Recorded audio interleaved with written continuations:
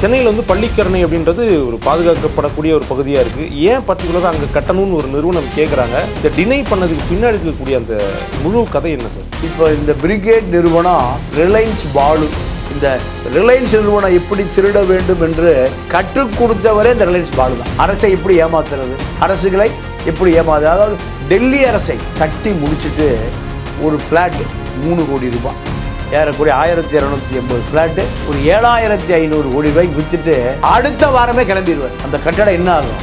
அதிகபட்சம் ஒரு வருடத்தில் தரமட்டமாக. இந்த இடம் இப்போ யார்கிட்ட இருக்கு? அப்பாசாமி பில்டர் இருக்கு. அப்போ இந்த மௌலிவாக்கம் சதுப்பு நிலத்துக்கு CMD approved, MMT approved, corporation approved, அப்புறம் களிமண் தரையை இருந்துச்சு. அப்போ இந்த அதிகாரிகளை களிமண்ணுக்குள்ளே இறக்கணும். நீங்கள் 2000 கோடி ரூபா பட்ஜெட்டுங்கிற சின்ன நிறுவனமா? 100 பட்ஜெட் இருக்கு. இப்போ 1209 வீடு கட்டி கொடுத்துருந்தா 1209 பேரா சமாதி தான். அதை பற்றிலாம் கவலை இல்லை. ஒரு விபத்து நடந்து போச்சுன்னு பையில முடிச்சுட்டு போயிடுவோம். இங்கே எனக்கு தெரிஞ்சு மெட்ராஸில் இருக்கிற அத்தனை பில்டர்களுமே கட்டி முடிச்சுட்டு காணாமல் போயிடலாம். 1250 குடும்பம் சகதிக்குள்ளே போயிடும். ஆகாயம் நேயர்களுக்கு வணக்கம். சென்னையில் பள்ளிக்கரணையில் இருக்கக்கூடிய சதுப்பு நில பகுதியில் ஒரு பில்டிங் கட்டுறதுக்கு பெர்மிஷன் கேட்டும் அந்த பெர்மிஷனை வந்து டினை பண்ண செய்தி வந்து இன்னைக்கு சோஷியல் மீடியா முழுக்க போயிட்டுருக்கு. ஏன் மெயின் ஸ்ட்ரீம் ஊடகங்களில் பத்திரிகைகளில் வந்து இன்றைக்கி தான் முக்கியமான செய்தி. ஏன் ஸ்பெசிஃபிக்காக அந்த இடத்துல பில்டிங் கட்டணும், எந்த நிறுவனம் அதை ப்ரப்போஸ் பண்ணுது அப்படின்றதெல்லாம் பற்றி விரிவாக பேச போகிறோம். மூத்த பத்திரிகையில் திரு தமிழா பாண்டியன் அவர்கள் கூட. வணக்கம் சார். வணக்கம். இந்த காட்டு பகுதிகளில் பில்டிங் கட்டுறதா இருக்கட்டும், இல்லை வந்து பாதுகாக்கப்பட்ட இடங்களில் கட்டுறதா இருக்கட்டும், இது எப்பயுமே ஒரு சென்சிட்டிவான விஷயம் தான். சென்னையில் வந்து பள்ளிக்கரணை அப்படின்றது ஒரு பாதுகாக்கப்படக்கூடிய ஒரு பகுதியாக இருக்குது. ஏன் பர்டிகுலராக அங்கே கட்டணும்னு ஒரு நிறுவனம் கேட்குறாங்க? இந்த டினை பண்ணதுக்கு பின்னாடி இருக்கக்கூடிய அந்த முழு கதை என்ன சார்?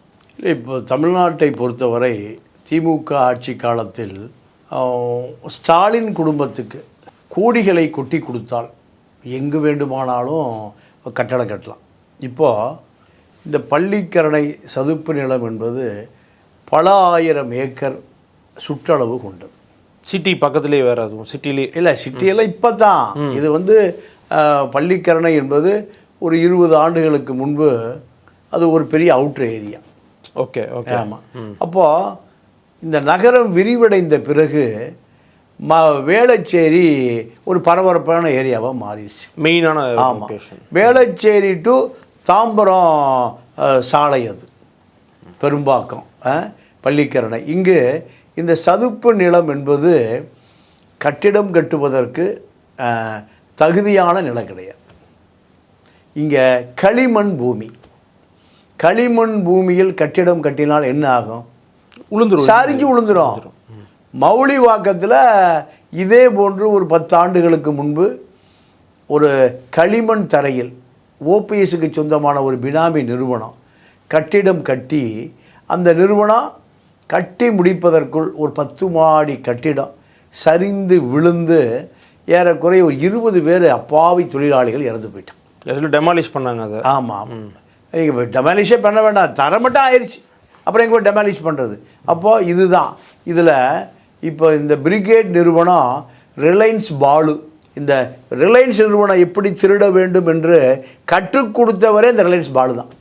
அரசை எப்படி ஏமாத்துறது, அரசுகளை எப்படி ஏமாது, அதாவது டெல்லி அரசை எப்படி ஏமாற்றுவதுன்னு திரு பாய் அம்பானிக்கு அத்தனை மூளையுமே இந்த ஆடிட்டர் பாலு தான். அது அவர் பேர் ரிலையன்ஸ் பாலுன்னு சொல்லுவாங்க. ஏதோ ரிலையன்ஸ் ஓனரை போல அல்ல, ரிலையன்ஸ் கம்பெனியுடைய ஆடிட்டர் பாலு. இப்போ இவர்களெல்லாம் இன்றைக்கி எந்த மத்திய அரசு, இப்போ பிரதமர் அலுவலகத்தை எப்படி விலைக்கு வாங்க வேண்டும், முதல்வர் அலுவலகத்தை எப்படி விலைக்கு வாங்க வேண்டும் என்பதெல்லாம் அம்பானிக்கு தெரிந்ததை விட அம்பானிக்கு கற்றுக் கொடுத்ததே இவர்கள் தான், இந்த ரிலையன்ஸ் பாலு நிறுவனம் தான். இப்போ இந்த நிறுவனம் தமிழ்நாட்டுக்கு வருது. தமிழ்நாட்டுக்கு நீங்கள் சபரீசனை தொடர்பு கொண்டால் தமிழ்நாட்டில் திமுக ஆட்சியில் எதை வேண்டுமானாலும் செய்யலாம். உண்மையாகவே இப்போ இந்த இடத்துல வந்து 1250 வீடு. என்ன நடக்கும்னா, நீங்கள் இந்த பிரிகேட் நிறுவனம் எம்ஆர் ஜெய்சங்கர் கட்டி முடிச்சுட்டு ஒரு ஃப்ளாட் 3 கோடி ரூபாய், ஏறக்குறைய 1280 ஃப்ளாட்டு ஒரு 7500 கோடி ரூபாய்க்கு விற்றுட்டு அடுத்த வாரமே கிளம்பிடுவார். அந்த கட்டடம் என்ன ஆகும்? அதிகபட்சம் ஒரு வருடத்தில் தரமட்டம் ஆயிரும். ஏன் இப்போ இதை வாங்குகிற அப்பாவி மக்கள் என்ன நினைப்பான்னா, சிஎம்டி அப்ரூவ்டு இருக்குது, எம்எம்டி அப்ரூவ்டு இருக்குது, சுற்றுச்சூழல் அப்ரூவ்டு இருக்குது, இத்தனையும் அரசு கண்ணை மூடிட்டா கொடுத்துருக்கோம். ஸோ அதுதான் மக்கள் வாங்குறதுக்கான காரணமே அதுதான், அரசு மீது நம்பிக்கை. இந்த அரசே ஊழல் அதிகாரிகளால் கட்டப்பட்டிருக்கு. பல இடங்கள் ஆக்கிரமிப்பு, நீங்கள் சிலம்போடு ஆக்கிரமிப்பு இடங்கள் இரவோடு இரவாக எந்த கட்சி ஆளுங்கட்சியோ அந்த ஆளுங்கட்சி மாவட்ட செயலாளர் இரவோடு இரவாக ஒரு 5 முறை சந்தித்தால் 400-500 பேர் இருக்கிற தலித் மக்களுடைய காலனி இரவோடு இரவாக கொளுத்தப்படும். உதாரணத்திற்கு ஸ்ரீதேவி குப்பம், சிலம், உடையார் மீன் பண்ணை, யார் வேணால் போய் பார்த்துக்கலாம். இப்போ வடசரவாக்கம் போலீஸ் ஸ்டேஷன் இருக்கிற இடம் இதே போன்று தான். 700 தலித் மக்கள் குடியிருந்த வீடு அப்புறப்படுத்தப்பட்டது. ஏன் இந்த இடம் இப்போ யார்கிட்ட இருக்கு? அப்பாசாமி பில்டட் இருக்கு. அப்போ இந்த மௌலிவாக்கம் சதுப்பு நிலத்துக்கு CMD approved, MMT approved, corporation approved, அப்புறம் ஏன் களிமண் தரை இறங்குச்சு? அப்போ இந்த அதிகாரிகளை களிமண்ணுக்குள்ளே இறக்கணும், இந்த அதிகாரிகளை தூக்கி களிமண்ணுக்குள்ளே போடணும். அப்பாவி மக்களோடு உயிரோடு விளையாடுகிற இவர்களை நீங்கள் உயர்நீதிமன்றமே நீங்கள் சுப்ரீம் கோர்ட்லேயே அப்பீல் பண்ணின்னு எடுத்துக்கிட்டாங்க. இந்த பள்ளிக்கரணை சதுப்பு நிலத்தில் கட்டிடம் கட்டுவது சம்மந்தமாக அறப்போர் இயக்கம் ஹைகோர்ட்டுக்கு போகுது, நீங்கள் சுப்ரீம் கோர்ட்டுக்கு போங்க. எங்கே? ஸோ அப்போது அந்த நீதிமன்றம் ஏன் விலகி கொண்டது? அதுக்குள்ளே போக விரும்பலை. அதற்கு பின்னாலும் இந்த நிறுவனம் இருக்குது. சரி சார், எனக்கு என்ன கேள்வின்னா, இப்போ அவங்களோட லீகல் டீம் எல்லாருமே இருப்பாங்க, இதில் கொஞ்சம் பிசகாச்சுன்னா கூட பெரிய பிரச்சனையாடுன்னு சொல்லியிருப்பாங்கல்ல, இருந்தும் எப்படி இந்த நிறுவனத்துக்கு இவ்வளோ தைரியம்? ஒரு நல்ல அப்பாவே ஒரு கேள்வி கேட்டீங்க. இதில் அத்தனை லீகல் டீமுமே சட்டத்தை மீறுவதற்காக உருவாக்கப்பட்ட டீம். அவ்வளோ பெரிய நிறுவனமா இது? ஆமாம். நீங்கள் 2000 கோடி ரூபா பட்ஜெட்டுங்கிறது சின்ன நிறுவனமா? எவ்வளோ பட்ஜெட்டு? 2000 கோடி ரூபா பட்ஜெட்டு. இது போல் 100 பட்ஜெட் இருக்குது. எவ்வளோ பெரிய நிறுவனம் சொல்லுங்கள்? மெகா சைஸ் 2 லட்சம் கோடி வைத்திருக்கிற நிறுவனம். இந்த நிறுவனம் நீங்கள் கர்நாடகாவில் பாதி காப்பி தோட்டங்களை கட்டுப்பாட்டில் வச்சுருக்கு. ரிலையன்ஸ் பாலுனாலே தெரியணும், அதானி அம்பானி வரி ஏய்ப்பது தான் அவர்களுடைய வேலையே. இப்போ இந்த நிறுவனத்துக்கு இத்தனை கோடி பணத்தை குறைந்தது ஒரு 200-300 கோடி ரூபாயை சிஎம்டிஏ டிடிசிபி அப்ரூவ்டுக்காக இந்த சேகர் பாபு வாங்கி கொடுத்துருப்பார். எனக்கு குறைந்தது 300 கோடி கை மாறி இருக்கும். சேகர் பாபு ஐஸ் பாரில் படுக்க வைப்பாங்களா? ஒன்றுமே நடக்காது இந்த நாட்டில், ஒரு இளவும் நடக்காது. நீதிமன்றமே சுப்ரீம் கோர்ட்டுக்கு போ. அப்போது உயர்நீதிமன்றம் சதுப்பு நிலம் சம்பந்தமான வழக்குகளை உயர்நீதிமன்றம் விசாரிக்கக்கூடாதா? அறப்போரிக ஜெயராமன் போட்ட 250 கேஸு 10 வருஷமாக நிலுவையில் இருக்கு. இதை விசாரிக்க சுப்ரீம் கோர்ட் போகணுமா? காரணம் லஞ்சம். 1 காசு 2 காசு இல்லை. எனக்கு தெரிந்து இந்த சதுப்பு நிலத்தில் முன்னாள் சபாநாயகர் ஆவுடையப்பன் இருக்கிற பொழுது ஆவுடையப்பனுக்கு வேண்டிய ஒரு வழக்கறிஞர் டீம், ஆவுடையப்பன் பையன், இவர்கள் தான் இந்த சதுப்பு நிலத்தில் பல கோடி ரூபாய் நிலம் ஆக்கிரமிப்புக்காக ஒரு முயற்சி நடந்தது. யாரும் கேட்க முடியாது. ஆவுடையப்பன் மகன் ஆவுடையப்பன் அமைச்சராக இருந்த பொழுது இன்று வரை மணல் வியாபாரம் செய்யக்கூடிய குடும்பம் ஆவுடையப்பன் குடும்பம். இப்போ இந்த குடும்பம் ஆவுடையப்பனும் வேண்டாம், சாவுடையப்பனும் வேண்டாம், நாங்களே செய்து கொள்ளுகிறோம். இந்த 2000 கோடி ரூபா ப்ராஜெக்ட்டு 1250 ரூபா அடுக்குமாடி வீடு கட்டப்படுவதற்கு வாய்ப்பே இல்லை. நீங்கள் தாளம்பூரில் நான் ஒரு கட்டடத்துக்கு போயிருந்தேன். ஒரு 1200 வீடு இதே போல் இன்னும் இருக்கு. இப்போ வந்தீங்கன்னா கேமரா எடுத்துகிட்டு பார்க்கலாம். அது பட்டாவே இல்லை. நேருக்கு சொந்தமான ட்ரூ வேல்யூ பில்டர்ஸுக்கு சொந்தமான நிலம். பட்டா இல்லாமல் எப்படிங்க 1000 வீடு கட்ட முடியும்? 1000 வீடு 10 ஏக்கரா நிலம் நான் கண்ணால் பார்த்துட்டு வந்தேன். அப்போது ஒரு 3000 கோடி ரூபா பட்ஜெட் எப்படி சாத்தியம்? அதெல்லாம் இதே போன்று பல இடங்களுக்கு Jain builders, Appasamy builders, radiant builders, பல பில்டர்கள் பட்டாவே இல்லாமல் எல்லாம் கட்டி முடிச்சிட்டான். அப்பாவி மக்களை தாலி அறுக்கிறானுங்க. இப்போ அத்தனை பேரும் செங்கோட்டை ரூமில் கியூ நிற்கிறான். இப்படியே பட்டா கொடுக்கணும். பட்டா இருந்தால் தான் கட்டடமே கட்டணும். கட்டடம் கட்டி முடிச்சுட்டு பட்டா கேட்குறான். அப்போ என்னன்னா இந்த அரசு, திமுக அரசு செயலிழந்து போச்சு. காசு கொடுத்தா தலைமைச் செயலகத்திலே பட்டா போட்டு கொடுத்துருவோம். இப்போ 1209 வீடு கட்டி கொடுத்துருந்தா 1209 பேரா சமாதி. அதான் கேட்கணும்னு நினச்சேன் சார். ஒருவேளை இது ஸ்டாப் ஆகலை, சமாதி தான், அதை பற்றியெல்லாம் கவலை இல்லை. ஒரு விபத்து நடந்து போச்சுன்னு ஃபைலை முடிச்சுட்டு போயிடுவான். அது வருஷக்கணக்கில் போகும். ஆமாம், இப்போ ஒன்றும் நடக்காது. கோப்பு ஒரு நாளைக்கு ஒரு பேப்பரை கிழிச்சு எடுத்துருவான். கடைசியில் கோப்பே இருக்காது கோர்ட்டில்.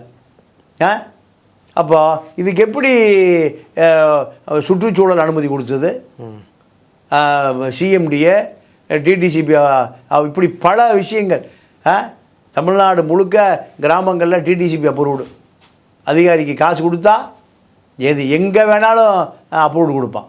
சிஎம்டிஏ சென்னை பெருநகர மெட்ரோபாலிட்டன் அனுமதி கோடிகளை, எல்லா கோடிகள் தான். இந்த அதிகாரிகள்ட்ட இருக்கிற பணத்தை எடுத்தால ஒரு பட்ஜெட்டே போட்டலாம்.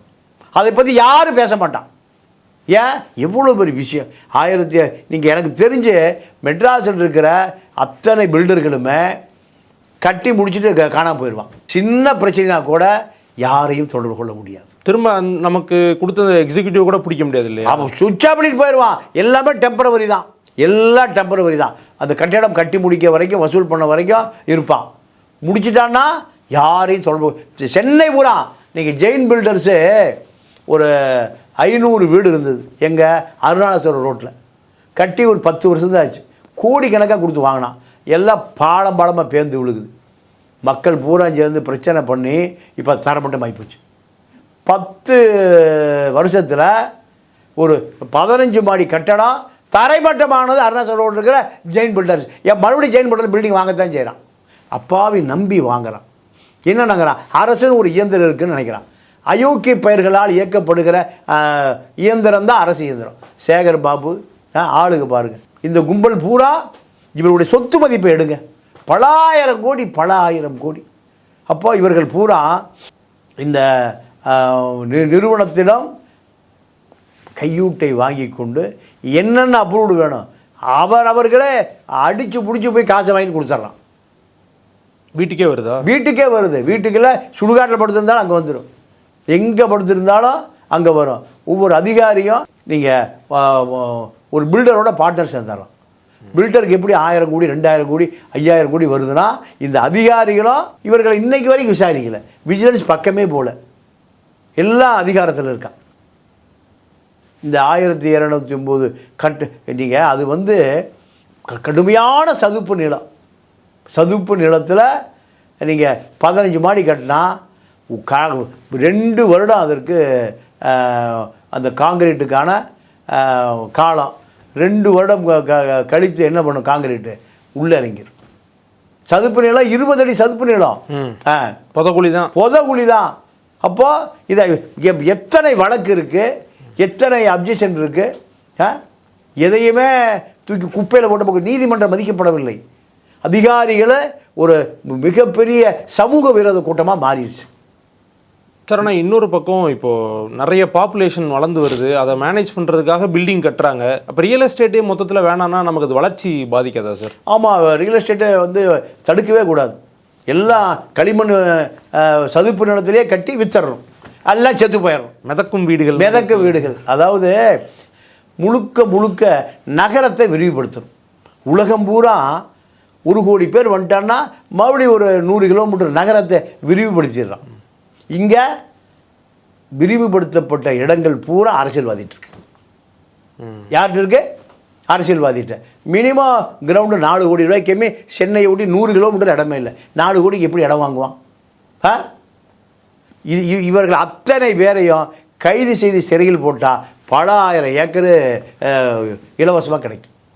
நீங்கள் ஏர்போர்ட் இருக்குது, சென்னை ஏர்போர்ட்டுக்கு பின்னாடி 200 ஏக்கர் இன்னும் யார்கிட்ட இருக்குன்னா அண்ணா நகர், சாரி ஆதவரிச்சு என்னார்ல வில்லிவாக்கம் தொகுதி வேட்பாளராக இருந்த 200 ஏக்கரை படைக்க வச்சுருக்காங்க. எவ்வளவு?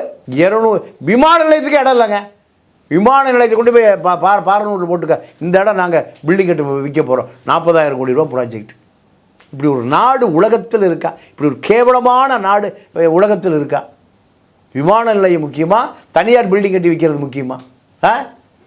அங்கே ஒரு 500 குடும்பம் இருக்குது, எம்ஜிஆருடைய நிலம் இருக்குது, எல்லாத்துக்கும் வழியே இல்லைன்னு இந்த சபரீஷனுடைய கூட்டாளியான மோகன் பையன் கார்த்தி, இப்போ அவர் கேண்டிடேட் மடக்கி வச்சுருக்கார்.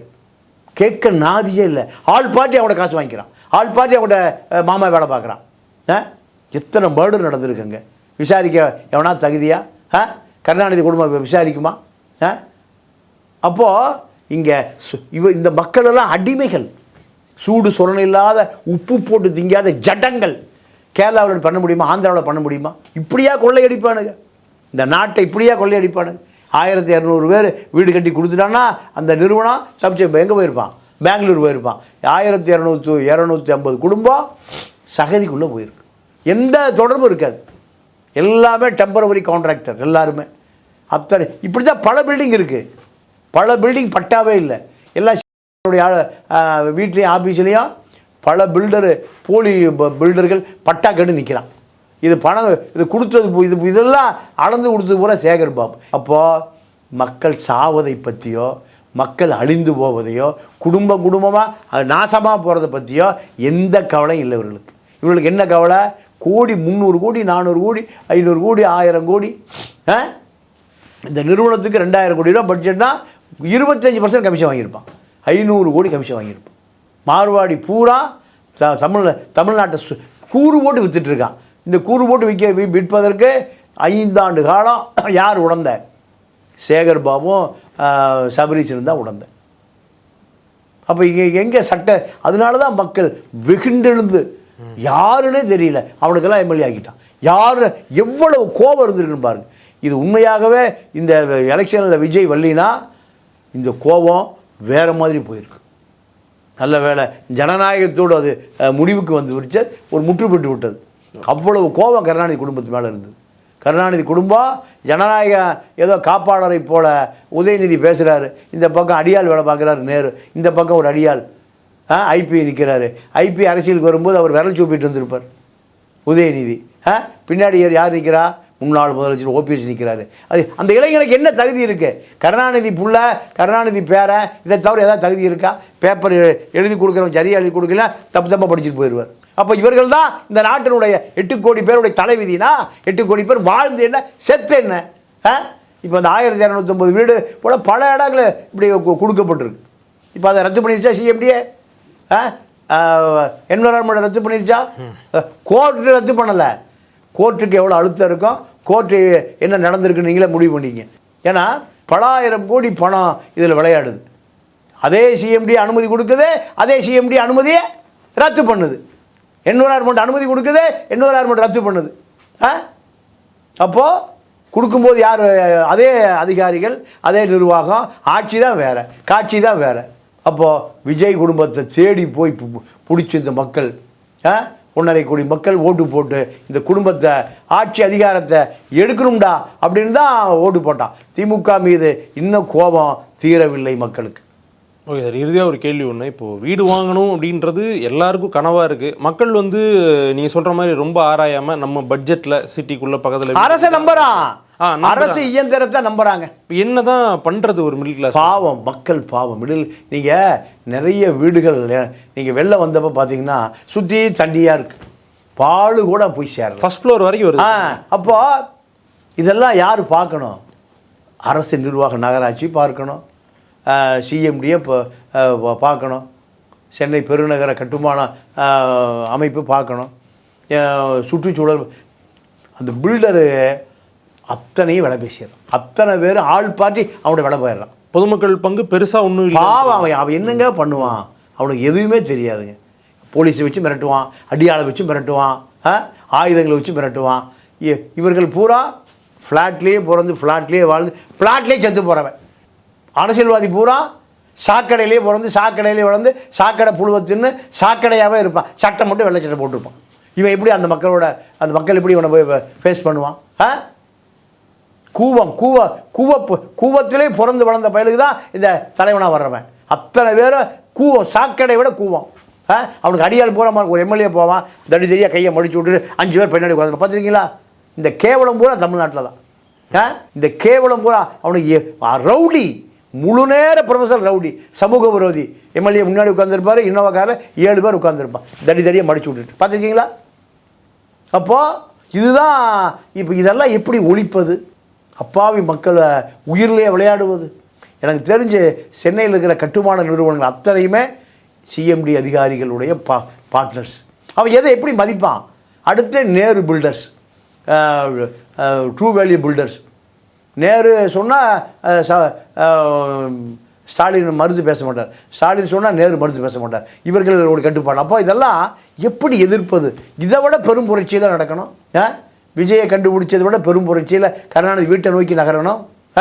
மனித உயிர்களோடு விளையாடுகிற இந்த அரசியல்வாதிகளை எப்படி சமாளிப்பது?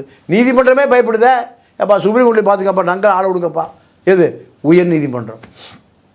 அறப்போர் ஜெயராம எத்தனை வழக்கு, எத்தனை போராட்டம். அப்போ மக்கள் இப்படி நம்புவான், இப்படி அவனை தற்காத்து கொள்ளுவான். அவனுக்கு பக்கத்து வீட்டுக்காரன் கூட உதவிக்கு வர மாட்டான். ஒரு நண்பர் சொன்னார், ஒரு சைக்கிள் திருடு போயிடுச்சு, பக்கத்து வீட்டுக்கார சிசிடிவி கேமராவில் ஃபுட்டேஜ் இருக்கு, நாப்பா நீ யார் சைக்கிள் திருடன நான் சொல்லிட்டேன், திருட என்ன நைட்டில் போகும்போது என்ன போட்டு சொல்லிடுவான். இப்படி பக்கத்து வீட்டுக்காரர் சொன்னது ரொம்ப வருத்தப்படி சொன்னார். என்னுடைய பையனுடைய சைக்கிள் திருடிட்டு போயிட்டான், யாரோ திருட அந்த வீதியில் இருக்க திருடிட்டு போயிட்டான். சிசிடிவி ஃபுட்டேஜ் எடுத்து எவன் திருடுனான்னு மட்டும் சொல்லுப்பா, நான் போய் வாங்கிக்கிறேன், நான் தான் கொடுத்தேன்னு தெரிஞ்சா என்ன அடிப்பான் அவன்? யார் திருட? இதுக்கு கேமரா வர மாட்டியிருக்காரு. கேமரா உடச்சி விட்ருவான். அதனால் எவன் திருடனு என் பொருள் பாதுகாப்பதுக்கு தான் கேமரா, அடுத்த பொருளை பாதுகாக்கிறதுக்கு என் பொருள், ஏன் கேமரா உதவி செய்யறதுக்கு? நான் என்ன பாதுகாத்துக்கணும்? 4 மாடு சிங்கம் கதை தான். 4 மாடு ஒன்றா சேர்ந்தா சிங்கத்தை எதுக்கலாம். ஒரு மாட்டை சாப்பிடும்போது 3 மாடு பார்த்துட்டு இருந்தது, ஒரு மாடு போச்சு. அடுத்து இன்னொரு மாடை சிங்கம் சாப்பிடும்போது பார்த்துட்டு இருந்து போச்சு, 2 போச்சு. கடைசி மாடு ஆடாடா எவனுமே நம்ம காப்பாற்றலையே, நம்ம போய் அவனை காப்பாற்றிருந்தா நம்ம அவன் காப்பாற்றிருப்பான். இப்படி தான் தமிழர்களுடைய நிலை. இதுக்கு 500 கோடி எங்கே போச்சு? கண்டிப்பாக 2000 கோடி ரூபா ப்ராஜெக்டில் 25% கமிஷன். யார் இதை கேட்பதற்கு நாதி இல்லை. அத்தனை கட்சியும் கூட்டணி யார் ஓடு இருந்தா? திமுகவோடு இருந்தான், கம்யூனிஸ்ட் இருந்தால் காங்கிரஸ், பிசிகா, பூசிகா எல்லாம் இப்படி திருட்டு நடப்பதா அத்தனை கட்சிக்கும் தெரியும். அவர்கள் திருடி கொடுத்ததா எலெக்ஷனுக்கு பணம். இந்த திருட்டு பணத்தை வைத்து இந்த திராவிட இயக்க கூட்டணி கட்சிகள் பூரா ஜெயிக்கிறான். அப்போ எப்படி இங்கே அரசியல் இருக்கும்? இந்த கட்சிகள்லாம் தேவையா? மக்களை முடிவு செய்து கொள்ளட்டும். உங்களுடைய நேரத்துக்கும் விரிவான கருத்துக்களுக்கும் நன்றி சார். நன்றி, வணக்கம்.